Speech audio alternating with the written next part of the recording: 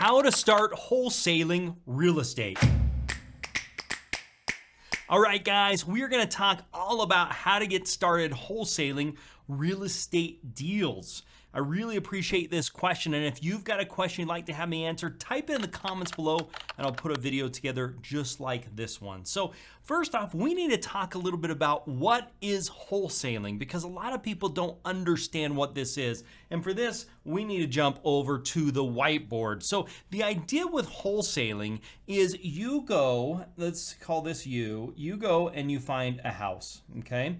And let's say you put that property under contract for $100,000. Now, rather than you buying this house and fixing it up and flipping it, what you do is you go find somebody else, we'll call him Bill the investor, and you go say, Bill the investor, would you be interested in buying this house for $110,000?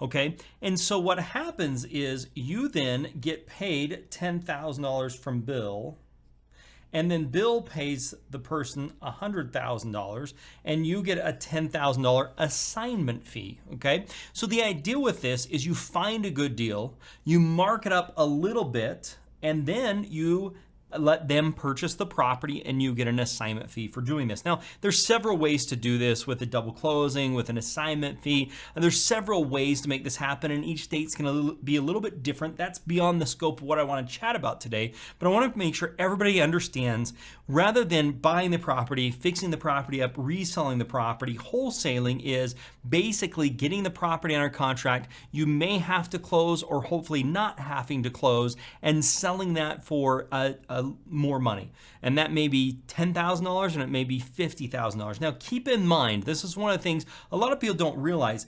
Bill has to make money on this, right? Bill's an investor, unless he's a homeowner, but typically he's gonna be an investor. He's gotta make money on this. And so he's either gonna rent the property out and he's gonna be looking for cash flow.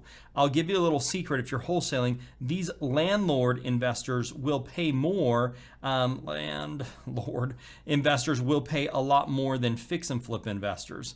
And so if you're dealing with a fix and flip investor, they're gonna have to still make money. They're typically gonna wanna make 10% when it's all said and done. Meaning, if they went and sold this property for $200,000, they're gonna wanna make $20,000 in profit.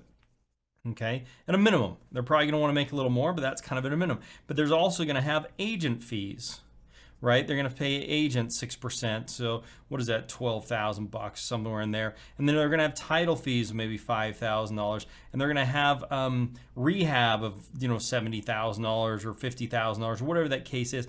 In the end, they've gotta make sure they're making a profit. So if this, what do we got, 20, 32, let's see, $82,000, $93,000. So if their costs are $93,000, then they're going to need to be buying that property for $107,000. So if you had it under contract for $100,000, he may come back to you and say, you know what, I can only give you $7,000 because my numbers are too tight if this property sells for $200,000. But here's the point you've got to realize: this is a fixed up property. Maybe you added a basement, whatever the case is, you've done work to this property. But keep in mind here, you're getting it for $100,000, and the end person is going to end up selling for $200,000. About 50% of the ARV is something that it's a rule of thumb. Like, this is not exact, but this gives you kind of an idea. So the question you should be asking me right now is, Ryan, how the heck am I going to find a deal that has that I can pick up for $100,000 that somebody else is going to sell for $200? How is that even possible? And I'll tell you, the way it's not possible is what's called the MLS. Most of the time you're not going to find, now occasionally you can, but most of the time you're not going to find these properties on the market. What you're going to have to do is direct marketing. So one of my recommendations, if you're just getting started, is what's called driving for dollars, where you drive and you look for properties that are in bad shape. If they're in bad shape, you call the owner, you ask them if they be interested in selling, because to get this type of a discount, the house needs to be in disrepair. It needs work. Repairs are going to be needed. And number two, there's got to be motivation. So if you want to start wholesaling properties, you need to start finding good deals. And the way that you can do that is driving for dollars, skip tracing, calling those people, making sure they have motivation, and you want to make sure that they also have equity so you are able to put a deal together like this. Now, some people say, well, why would someone sell a property like this? Well, there's a few reasons. A property that's in bad condition is not going to be able to sell to somebody that's getting an FHA loan or going down to Wells Fargo or going to Chase, that type of stuff. They're not going to be able to get a traditional loan on this property. A property can't sell for that because the lender wants to make sure the property is inhabitable. It doesn't have any issues. There's no problems with the property. Because if there is, that new person they just lent the money to is going to be in jeopardy and maybe is going to go into a foreclosure, which is not what they want to see. So that's number one thing. And number two is if the property's in bad condition, the owner of the property has two options. They can either spend the money and fix the property up themselves, which most of them don't have the money to do that, or they can sell it to somebody else that's going to spend the money and fix the property up. And if you can work with them and help them out, they're getting out of a bad situation. What if they were in a divorce situation? What if they were in the middle of a bankruptcy? What if this was an inherited property and it needs $100,000 worth of work and they don't have that much money to do to it? They're going to have to do something with this property, and so you're actually able to help them out. Now, if you're enjoying this video, make sure you hit that thumbs up button. It tells me that I'm doing a great job, as well as YouTube as well.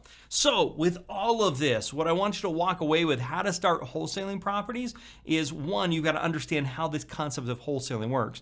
And two, you've got to start finding these properties, which I'd recommend looking at the Driving for Dollars. I will put a video on the screen that you can check out with some Driving for Dollars that might be very helpful for you. So the best way to get started with this is to start finding properties, and doing that by driving dollars. Now, also to do this, you're going to need what's called an assignment of contract, because what happens is when Bill pays you the $10,000 like we're talking about here, when he pays you that $10,000, you're going to give him an assignment where he takes over your position on the property. And to do that, you need an assignment of contract. If you'd be interested in an assignment of contract, I'll give you one absolutely free.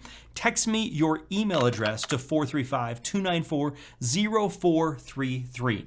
I also have another video on how to find properties to wholesale. I'll make sure we link on here as well. A blog post I've got, Wholesaling 101, the complete guide. You're going to want to read up on that. I'll put that in the comments as well. Otherwise, if you're not currently a subscriber, please hit the subscribe button. I would really appreciate it. It's free to do and it's a lot of fun. Make it a very profitable day, and bye for now.